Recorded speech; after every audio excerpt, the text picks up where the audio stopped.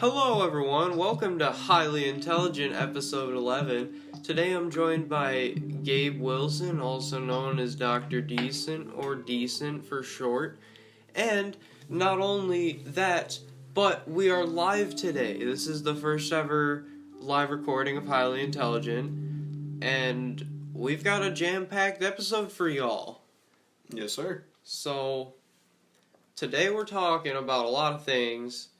I picked up a book off of Gabe's floor, The Fabric of the Cosmos by Brian Greene, and then I was like, dang, that's really cool, and then he started telling me about it, and then we decided to record an episode about space-time and the texture of reality. Yes, sir. So, our first topic is time.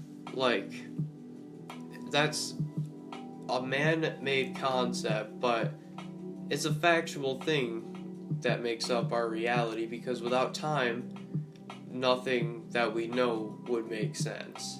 Well, I would also, the factual part that you just said, factual is a definition also, it's also a concept by man. Yeah. Because, what's fact for us is just fact for us. It's not fact for, existence. Yeah. So,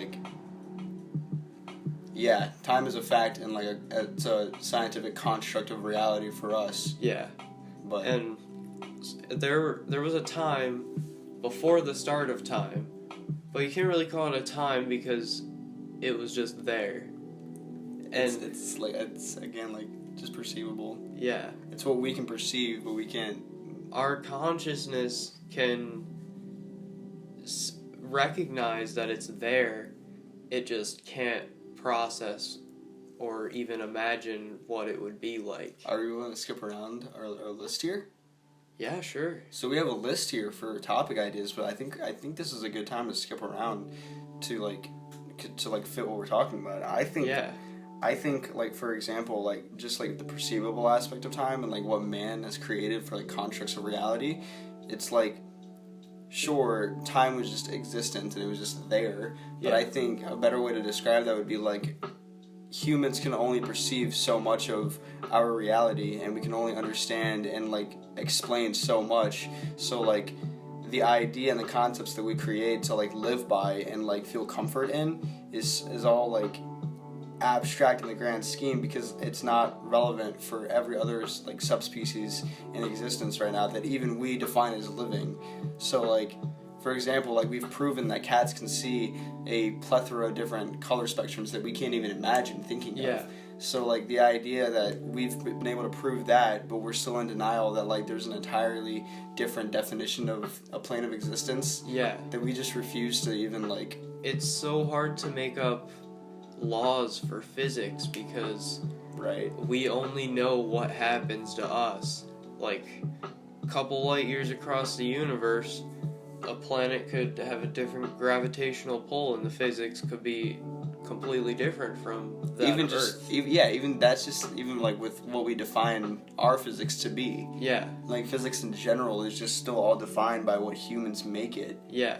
It's sure, we have this idea that gravity is the thing holding us down, but that's just because of what we can observe in the known universe to us. And so we explain that as oh, it's the gravity holding us down. That makes the most sense to us, so that's what we'll live by. But on another planet, let's say they don't have gravity, but they have the exact same other physical traits and aspects of us. Yeah. So it's all just how whatever we are able to define. That's why we don't look into other planes of existence, is because we can't explain them. Therefore, why would we care about them? Yeah. It's we can't understand it, so why we can't even research it. And so since we can't explain it, that's why we refuse to look into it. Yeah. So when the Big Bang happened, all the elements were created and scattered in the small universe, and it is believed to have created other universes as well.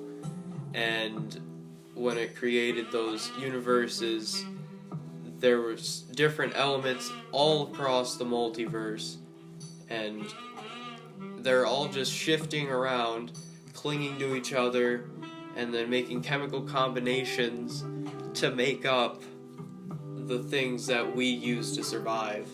And life is just matter moving around in sync and reacting to one another. Right, and in order that we just see as like, oh, that pattern specifically equals life. Yeah. And so it's like, it's such, like, and if you think about it in that sense, it's such a simple, like, everything that we define is so simple in, like, nature, but we just overcomplicate things. Yeah. Like, life to us, like, you need to be a living organism, you need to have this and this cellular action going on in order to define you as a living organism. Yeah. So, like rocks, for example, they have the same stardust that made us. Yeah. So, like, how are they not living even though they have the same... They don't have the same, like, cellular structure, but they still have the same, like, matter energy moving around inside of them at very low speeds. Yeah. That we just don't recognize that pattern to be life. Yeah. That's such a weird concept. And Earth isn't forever. Nothing in the universe is forever. When the Big Bang happened, it sent all this hot elements flying everywhere. These gases. And gases. These gases, dude. Yeah, we're all just gases. a bunch of gas. And it all formed, and it's all just reacting. It's like when you pour or drop a Mentos in a Coke, right? And it fizzes up and explodes, and then it dies back down, and then you're left with a small bottle or a small amount of Coke in the bottom, and the Mentos is dissolved. That's what's going to happen to the universe, because when the Big Bang happened, that was the Mentos dropping in the Coke, and then it fizzed up, all this matter happened, and then it slowly started to die down, and at some point, trillions of years in the future, all light is going to be gone, and dark matter will have consumed all of regular matter, and there will be nothing but dark matter just floating around in darkness. You know why I know infinity exists? Why? Because just exactly what you just explained there, like, even using your analogy of, like, a star being just a Coke bottle and you dropped the Mentos in it, yeah. and it reacted and exploded. Our existence, the Big Bang, is theorized to have started from a dying star, right? Yeah. So if you think about just our level of existence, how small we are, if you want to get really existential about it, all those dying stars that we've found already are just smaller and smaller and smaller versions of what made our universe and exploded and pushed all those other big, gargantuous stars out into deep space that we don't even know exist yet. Yeah. But, like, I assume they exist because they were just pushed away by our star that blew up and created us and created our star. So when our star explodes, it's going to be such a small star in, like, relative terms to, like, what made our known universe, that when that explodes and pushes all this other matter away, it's just going to create smaller and smaller and smaller, like, definitions of existence. Here's something crazy. Give me a random word. First word that pops into your head. Mahogany. Mahogany? The color mahogany. That's a human concept. Human concepts are what humans use to navigate the world. And no other species uses that concept. What? Well, they don't call it mahogany. Well, they don't call it mahogany, but I think that other species, like, make their own definitions for what is real to follow and live by. Yeah. Like, for example, like, when you're a cat, for example, I don't know, you're born, and you don't know human things, so you don't know that rat is, like, food. Yeah. You just know that is something that's smaller than you, and if you kill that, you can eat it. Yeah. And so you're going to do everything you can to kill that rat to eat it. You don't care what color it is, because that's not important to you. Yeah. You just know that rat you can kill and you can eat. Exactly. So, like, humans are just more complex than other animals, but I don't think that other species are, like, not making their own definitions of what the reality is. Yeah. Every species definitely has their own way of perceiving reality, but humans have created language and such, but every word in language is all created by humans, and their meanings all come from things that we perceive them as. And when you take that our meaning and you try and translate it to a different species, they wouldn't understand. And, like, side note, as an English nut, that's one of the things that's always annoyed me, is, like, language, how we know it was created by us. Yeah. And there's nothing special about it. There's no value in our language until we give it value. Yeah. So, like, if you, like, said a word that wasn't quite a word, the first thing that people would tell you is, that's not a word. But why isn't it? Yeah. It has no value to you until you start using it, and then it becomes a valuable asset to your daily life, and then over time it becomes a word legally. Like, or not legally, but just like, I don't know, and like the language laws. Like, yo, like, and dog. Mm-hmm. And all that Dog slang. spelled D-A-W-G, not dog, D-O-G. There's all sorts of slang that's just come from the English language. In 100 years, or any they won't be able to understand the way that we talk. It's going to be so different. And like properness Yeah. of language is such a stupid concept as well, because like back in the 18th century, early America, like they talked in like I don't want to say like in a British way, but definitely more colonial, and so they had like that like pleasant day, isn't it today, and like just like that weird like twang to it, and like that over time has lost its like value and like use in today's world, and so it's no longer proper to use that, and like different, like we go through like waves of what is and what is not like good, or like expected of you, and so it's weird to like define or like put fake or like put barriers, like invisible barriers in place to what is and is not real. Yeah, it's definitely pretty crazy. If you look at the grand scheme of things, we are pretty much meaningless. That's okay. I mean, that's one way to put it. Because we're just matter floating around just trying to make it. But in the end game, we're not going to make it. We're going to get, like, all the atoms in your body are going to be consumed by dark matter at some point in the future. But you're going to die, you're going to turn into dirt, the Earth's going to blow up, that dirt's going to set off into the universe, and then it's going to get consumed by dark matter.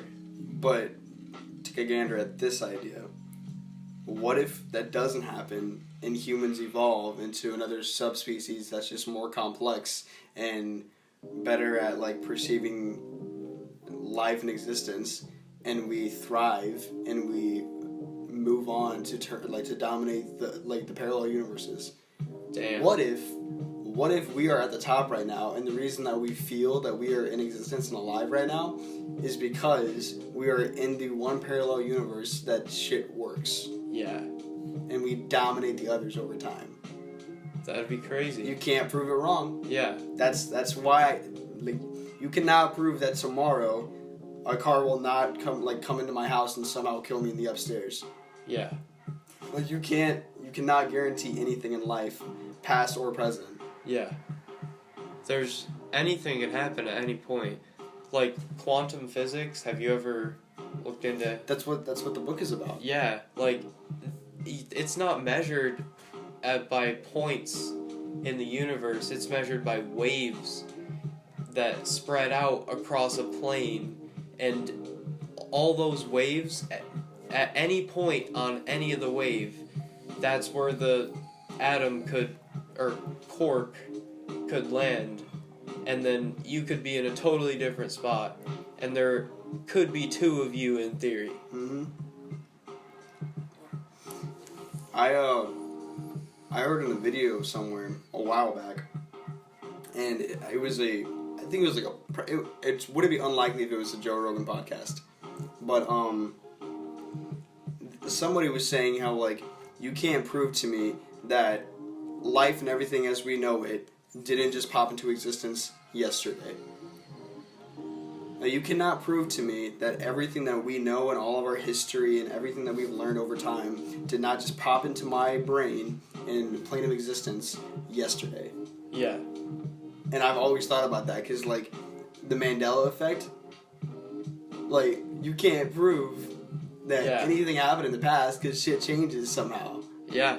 Like, our definitions of what happened in the past have completely changed before. Quantum mechanics also can be, in theory, used for time travel. Like, you could ride a particle on the wave, in theory, and be taken to another point in time. That's crazy. Would you do it? I would totally do it. But the thing that's stopping them is it's so unpredictable, because it's just a probability of where it's going to land. Well, that, and they need to, like, calculate. They can't calculate it, They need to calculate time and space. Yeah. And, like, deep space, and, like, we can't, as humans, we can't perceive that kind of, like, speed. Yeah.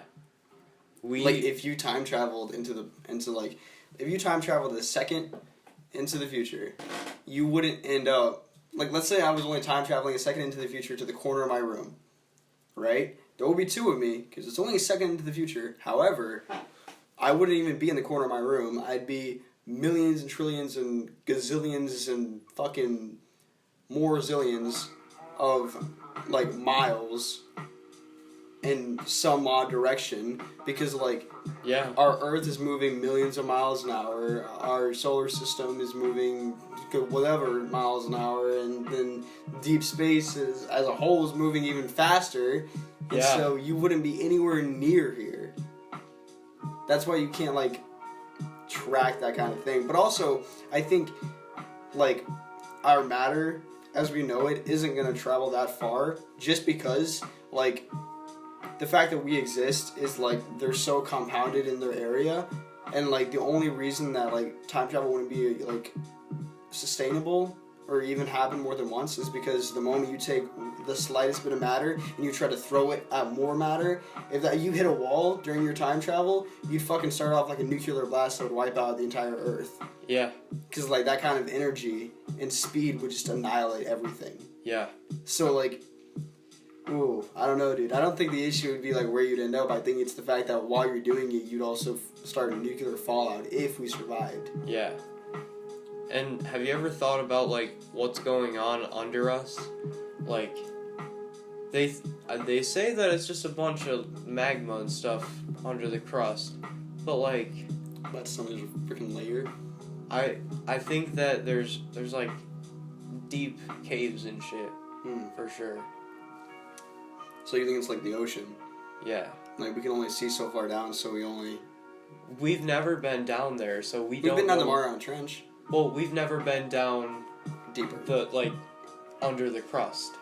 Yeah, well, we can't. Yeah. Cause there was a borehole in Russia that, like, got deepest, and they only got, like, I think it was, like, 900 miles. Yeah. If that, not even. I don't even think it was that. That's probably generous. Yeah. They didn't get very far. They got, like, a quarter of the way past the first layer. Yeah. Not past the first layer, like, into the first layer. Yeah. Not even close to past. It's pretty crazy. Like, you can't get down there at all. But, like, what if you did get down there and you discovered, like, a whole other subspecies living underground, feeding off of, like, mushrooms and underground things that grow and rats? Yeah. You ever thought about, like, cave people? Or not cave people, like, tunnel people? Cave people, like rats? Like mole people. Like Avatar.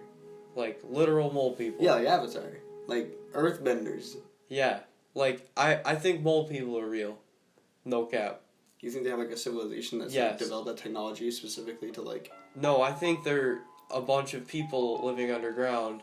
They're not as developed as us, but they feed off of rats, and they live underground, and they don't need to see. Well, don't you think rats would, like, develop to that and be like, yeah, fuck these guys, I'm out of here, I'm moving out?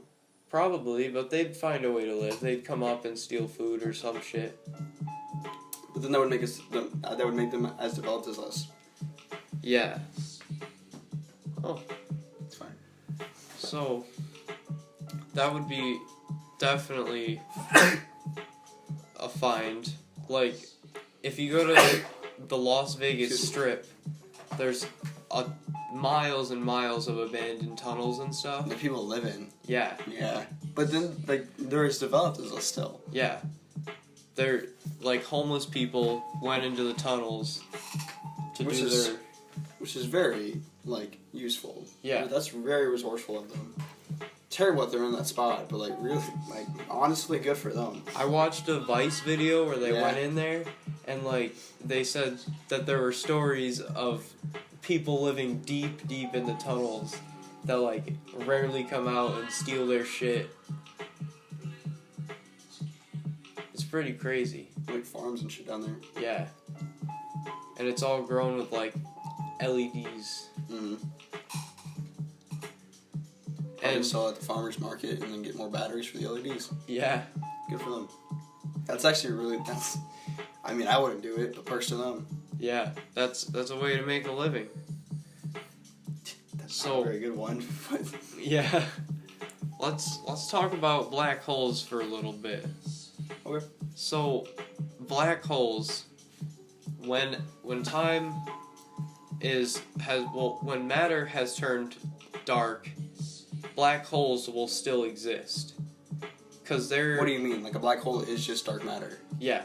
So a black hole is going to be around. They're going to be dark. Well, they might be the only source of light. What? Yeah. Black holes are going to be around after all the planets and stars are dead. And they're just going to keep sucking all the matter in.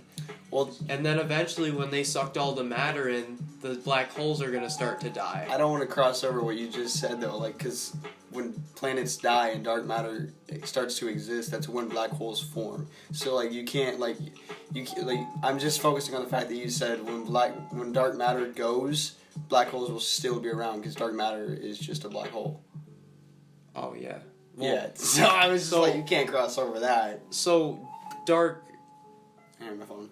Dark matter, when all the matter is gone, normal matter, elements, all that, when it's all faded and, like, there's no stars or galaxies left, and it's all dark, black holes are going to be around, and they're just going to keep sucking up everything, and that's how it's all going to get consumed.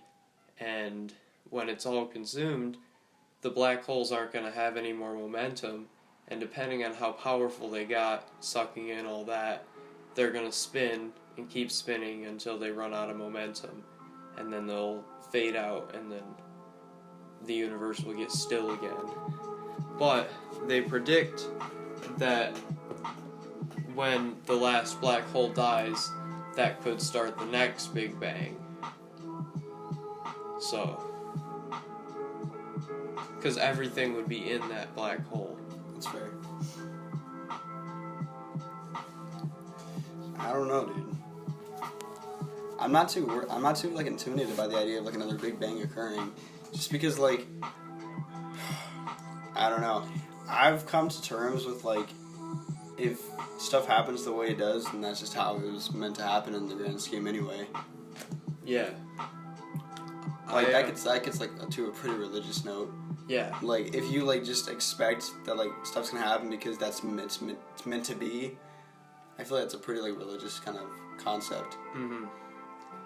Religion, that's hard to explain, because science has no proof of religion, and science is based off of laws that we make for ourselves.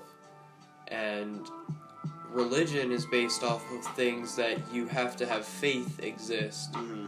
And you don't have actual proof, but you just have to know it's there and believe that. Yeah, well, I think science doesn't... You can't explain... Like, you can't put science into faith because it's faith. And, like, faith is the trust of the unknown, which science is totally against. Like, fundamentally. Because the whole reason that science exists is because we don't trust the unknown and we want to define the unknown. So that's why science is so against religion, because religion is the unknown that we are like guided into trusting, but it's not really ever defined as like a very factual existence. So like there are concepts about it, but like nothing is defined in an overall gist. Yeah. Like, even, like, for example, like Christianity, because it's the only one that I can speak for, it's like, the concept is that when you die, if you didn't sin, then you'll go to heaven. And heaven is a place where everything is, like, everything exists and everything is and everything whatever. And, like, the person that runs heaven is God, and he is everything.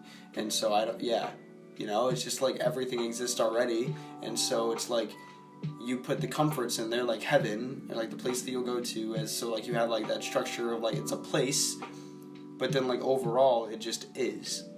Yeah. You know? So they have like the very like fundamental like stepping stones for it, and then it just cuts out because that's all they need to like feel comforted with human constructs. And science is like, well, we don't want just the foundation, we want to know everything about it. And science, you can't do that with faith. Yeah. I think, I don't want to talk personal beliefs, because that gets into some Well, I'm agnostic anyway. Yeah.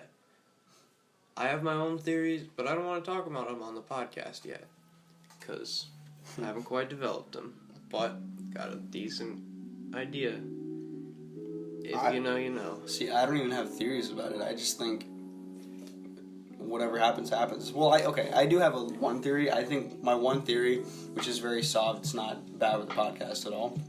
But my one theory is, like, whatever you have faith in and whatever you believe in, that's where your consciousness will take you.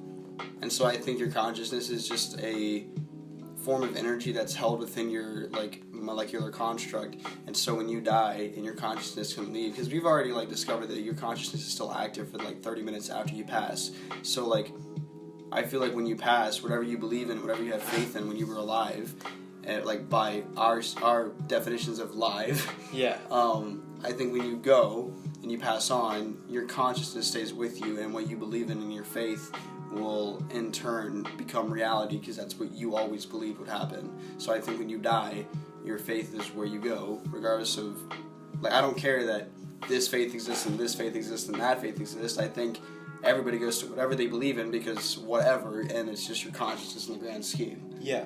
So like, you know, I don't think that's my one thing that I'm very sure of and very concrete about, is like, I don't think anybody is limited to like what will happen, just because whatever you think will happen will probably happen. Yeah.